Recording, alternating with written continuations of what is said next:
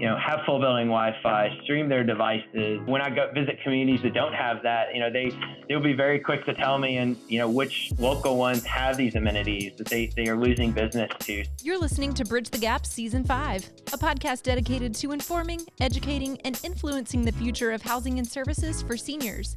Powered by sponsors AccuShield, Connected Living, Hamilton Captel, Inquire, One Day, LTC REIT, It's Never Too Late, Meridian Capital Group, Solinity, The Bridge Group Construction, and produced by Solinity Marketing. Welcome to Bridge the Gap Podcast, the Senior Living Podcast with Josh and Lucas. A great topic on, and a great guest. We want to welcome Chris Nall. He's the Chief Technology Officer at Atria Senior Living. Welcome to the program. Thank you, Lucas. Excited to be here. Very excited that you're on. Technology in senior living has actually had sweeping changes, particularly over the past couple of years. Some of that has been based out of just necessity as the challenges that the world faced through dealing with COVID. And I've been in this industry a long time. Chris, you've probably seen it too, is that there has been a discussion where, senior living operators are slow to adopt new technology. And I would say that today there have been drastic changes. There's been an evolution. We're going to be talking through how that evolution has taken place. We're going to pick your brain on some of the impacts of voice technology and how this is helping with workforce and labor efficiencies. Chris, you obviously are deeply ingrained in the tech field. Tell us why you're not in Silicon Valley and instead you're at Atria Senior Living. Yeah, thank you, Lucas. A little bit of background, Atria Senior Living. We are 400 community strong management company, about 45,000 residents at our communities today, all but 29 of them in the U.S. And Louisville is actually kind of a big hub on aging tech. I've been, born and raised here in Louisville, Kentucky, spent some of my time with a couple Fortune 5 companies and really tried to bring a lot of my industrial and consumer background into senior tech.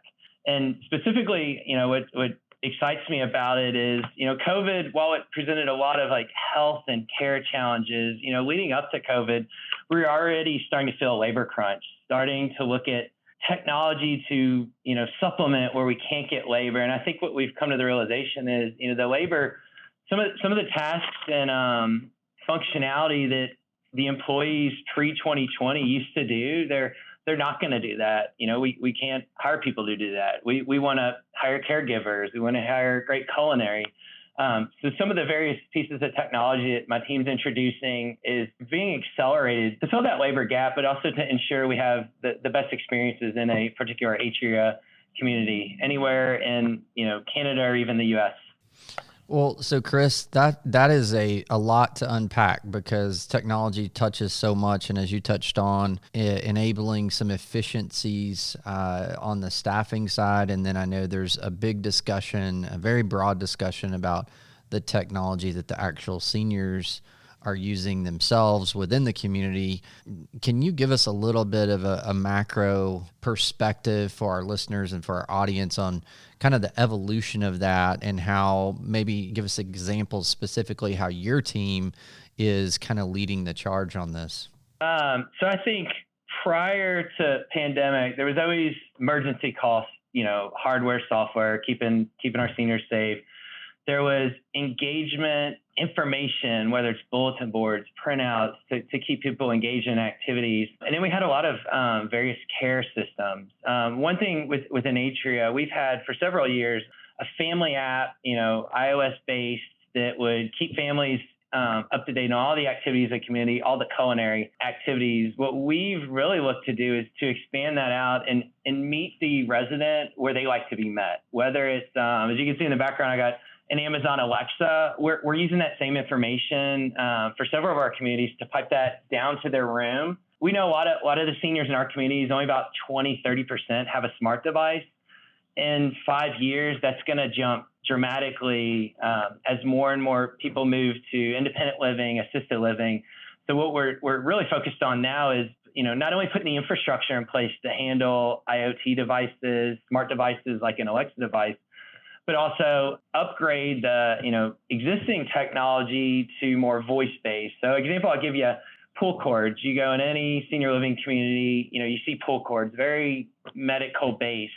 We don't want that look at a lot of our communities. We want it, it's your new home away from home. We're taking, stronger care of mom and dad. So we've actually rolled out wearables to a handful of communities that are two-way voice communication. So if, mom or dad were to need any of our care staff, it's just a wristwatch away to get that particular personalized care. Also, a big jump forward in that piece of technology is real-time tracking for safety and exposure tracking. We were able to really leverage that during COVID, but in the past we would have gotten a lot of pushback because no one likes being tracked. They don't like being tracked on their phone. But it was really a excellent adoption on not only the safety but the exposure and all around that care aspect that allowed us to roll out wearables to a community that may not have ever entertained that prior to the pandemic. From an Alexa show rollout, that's one that we've been fortunate to have a very detailed CRM. We have a lot of information about our residents. What we're trying to do is curate it to the events that are kind of rotating through the screen behind me. These same events, we're also introducing digital signage that has the same information throughout the community. Previously, we'd have to pay, several $100s a month for printouts. We'd have to have labor to walk those to the rooms. And we'd see 10 to 15% adoption of those activities. We're seeing, 30-40% increased participation just by moving to more of a digital medium. That type of activity in the past, you maybe had a care provider or a culinary person printing off menus, handing them out. We don't have to do that anymore. They're the same system that they're electronically writing the menus, creating activities. We're pulling all that information and really pushing it out to multiple different digital communication methods. I think your other question too is, the infrastructure to power this. I think everybody's comfortable, everybody has high-speed wireless. Every piece of technology got quick adoption during COVID. We're actually consciously going in and starting to put more full building Wi-Fi, more in-room Wi-Fi. The senior of 2005, 2015, they didn't expect to have in-room Wi-Fi. They didn't expect to have all this streaming. That's taken this quantum leap. So we are putting quite a lot of investment as a company into preparing us for the next 10 to 15 years from an infrastructure perspective. Well, these great opportunities, these great improvements, I know they can potentially present some challenges, and probably some of the obvious ones that our listeners face and we hear talked about. As we have really a broad group of listeners across the continuum that represent different community sizes, everything from primary markets to tertiary markets to big organizations to very small, independently owned operating groups. And then they cover the spectrum of the continuum. So a lot of different strategies. And I know sometimes implementation and even understanding what technologies are right for you, and you guys obviously led by you and your team have the benefit of having a great infrastructure and a lot of people to help with that. But are there any pointers, just not even dealing with picking the right technology, but when you do determine to implement technology, have you guys had any success strategies to ensure that it's implemented well at the local community level? For that in particular, it's the ultimate challenge of adoption and support for CTO, like no matter any piece of technology.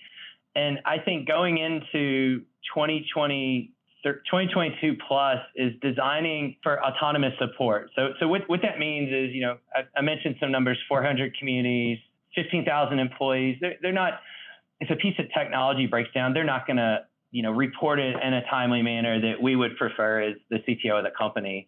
So what we've built as we roll these out is, autonomous alerts that a device is offline, automation with my help desk team to attend to that. And, where we've been able to introduce automation for a restart is, kind of the rinse and repeat style we've gone, whether it be digital signage, whether it be Amazon Alexa, just because we know that the staff, isn't going to report it, for a while, and for good reason.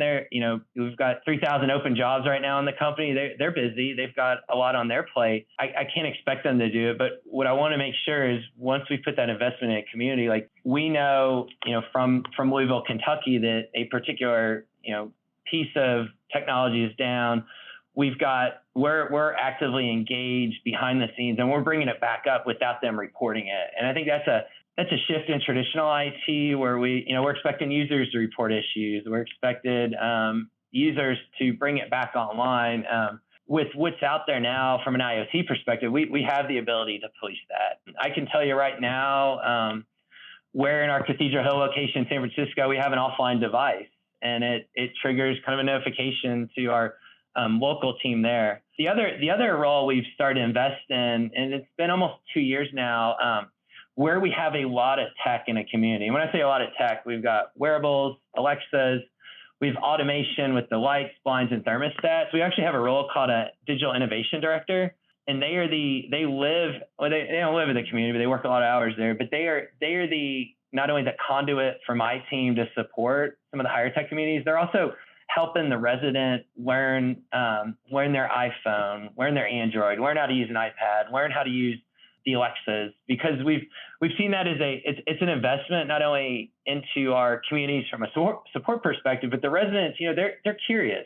We actually will have these individuals create engagement activities where it's, bring your iPhone for an hour and I'm going to teach you these tips and tricks.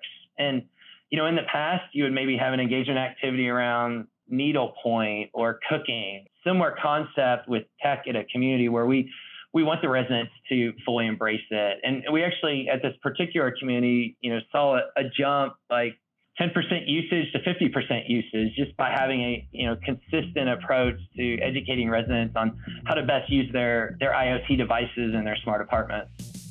Lucas, let's take just a couple moments to talk about the challenges facing our industry and the communities and the providers, everything from the pandemic, inflation, and who knows what else that may arise. To meet the demands placed on your business in these turbulent times, you've got to be agile and ready to make changes at a moment's notice.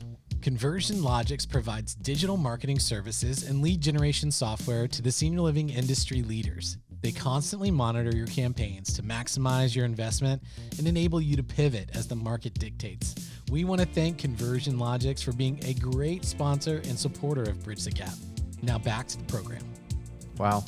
So it's a huge topic, and I know, Lucas, you probably experienced this a lot dealing with the building renovations and upgrades in communities, but I know you touched on the aspect of going back into existing community inventory and making the whole place with strong Wi-Fi, because it's really shifting demands. The generation we've been serving didn't really expect that, maybe even have a strong demand for that. But now it's, as we're transitioning to serving a different generation, it's kind of an expectation, right? And I mean, our business is a bit unique because we've got 2/3 independent living, assisted living, where you have the care, and then the memory care. So I get a lot of my inspiration from the hospitality industry. I do a lot of secret shopping of some of the hotel amenities, and how are they leveraging needs tracking by in that case it's typically a tourist, but we've got the same challenges of how can we electronically get a maintenance request? How can we electronically get a concierge request?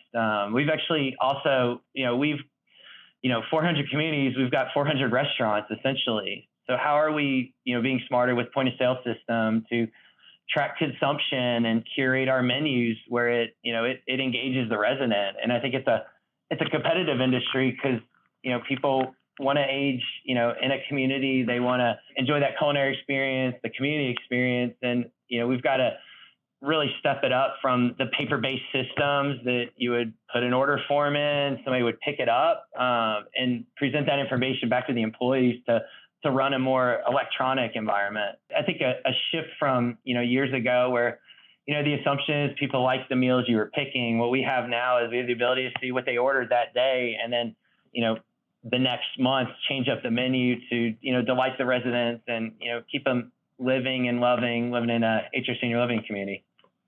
One thing I'm curious of, and I don't know if you know the answer to this question, but just a curiosity of mine is when you look at the bottom line of, let's just say, any community's budget, I know we've talked about, and it's probably easy to see how technology can help in task and engagement and efficiency of task-related duties for team members.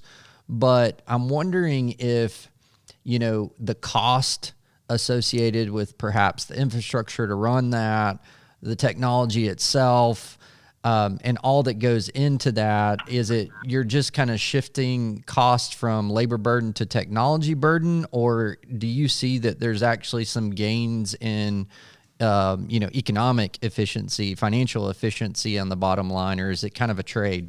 I think there's the labor replacement, but it's still, if you're replacing a $15 an hour job over 40 hours a week, like we've been able to see it. The introduction of like an Alexa or a digital sign can drastically offset, not only the labor, but the print costs are pretty significant. People do like paper still. But if you go to a high-end hotel, you go into a low-end hotel, like you don't get the paper printouts you used to do. You don't get the newspapers. It's all delivered electronically. And that's how we're building out our benefit case. The other thing we are building out is that kind of that engagement to show, hey, we're driving engagement. That engagement should tie into a longer stay at one of our communities. And then, that longer stay, it doesn't take, more than a couple months of a few people to drastically like offset some of the technology that we've invested. On the flip side, on the infrastructure, those are just the table stakes that we're seeing with any new build that, people are expecting to come in and, have full building Wi-Fi, stream their devices. That, when I go visit communities that don't have that, they'll be very quick to tell me, and which local ones have these amenities that they are losing business to. So that helps us build out like an infrastructure investment benefit case from Atria's perspective. The other one I didn't talk about is we're actually testing out RFIDs in our wearables for unlocking doors to rooms. Sounds really trivial. You go to any hotel, you always have an RFID lock, but it's something that has not been heavily invested in. We've got it in about a dozen communities, and we're seeing that cost benefit is offsetting rekeying a building. It's also a sales point of protecting mom and dad because we know who has that key card coming in and out of the room. Where in the past, that was definitely a manual process, tracking down camera footage if you ever had a security incident for us to see. Well, I think you bring up some really good points that, a lot of the technology that we're implementing in senior living right now, while it may feel a little bit cutting edge to senior living, you look at other industry verticals like hospitality and so forth, and it's stuff that you and I are accustomed to. So this new generation of seniors that are beginning to age into our communities, that's what they've been accustomed to. And so, the expectations are much higher, on a lot of fronts, including the technology front. And, wow, what, again, great opportunities present great challenges, in our industry. And I know, many of our listeners, Lucas, are definitely going to want more of this conversation. We're just kind of scratching at the surface. Totally. Absolutely. And one of the big takeaways for me out of this, I'm interested in this new kind of Atria Geek Squad that you have, at the communities that you've got people helping with technology. I have to admit, I had not heard of that position before. I thought I've heard about all the new positions, but that's a new one to me. I'm very interested to see how that evolves over time. It's definitely one, Lucas. It's not only, a big benefit on, my arms and legs in a community, but also the feedback on adoption. There are incubators of what are people asking you for that we should be thinking about because we're not, in the communities every day. The other benefit of that is it's part of our sales process. You move in, you've got your local IT support, you got your culinary support, you've got activities, and it just helps us definitely differentiate our higher tech communities that we've introduced in the last few years. Well, and I'm in these types of communities every single week of my life, and I imagine this also takes some of the stress and strain off of the maintenance director, facilities maintenance director, the executive director, because I've walked the corridors before of these communities, and I have lost count how many times a resident has asked the maintenance director to help them with their iPhone, or, asking for the executive director to help them with their smart TV. And I mean, the list goes on and on and on. So I imagine that that position really helps out to take that burden and that load. Very much. And it's a great position. The hiring persona of that position is you've got your curious individual that might have worked at a Genius Bar at Apple, or worked at a help desk, but then they have a passion for helping seniors. They've got parents or a close relative in a senior living community, and their whole attitude is, how do I make this simpler? How do I also come up with new ideas where we can get more adoption, get them more comfortable with the technology, and at the end of the day, use it to stay connected. Use it to, the machine behind me, we will help them program that to call their kids. We're unique that we have, worked with a company called Ava Health that helped us, and Amazon, to get this to a state where it's self-supported locally, but at the same time, it's fleet managed. Myself, my parents are, they're not in a senior living community, but they're very familiar with the technology, but I've got the ability to call their devices, and I think that's important for our particular clientele, keeping them connected, making it simple for them to connect to it. It's been definitely a hit with the communities that we've been able to roll these out in. That's a great point to end on. Chris Nall with Atria Senior Living. Awesome conversation. Thank you so much for spending time with us today. Yeah, thank you, Lucas. Thank you, Josh. Enjoyed it. And for all of our listeners, if you want more information about this, we'll make sure we connect with Chris in the show notes. You can go to btgvoice.com, access all of our content. Check us out on LinkedIn. Follow us, like us, engage with us there. And thanks for listening to another great episode of Bridge the Gap. Thanks for listening to Bridge the Gap podcast with Josh and Lucas. Connect with the BTG Network team and use your voice to influence the industry by connecting with us at btgvoice.com.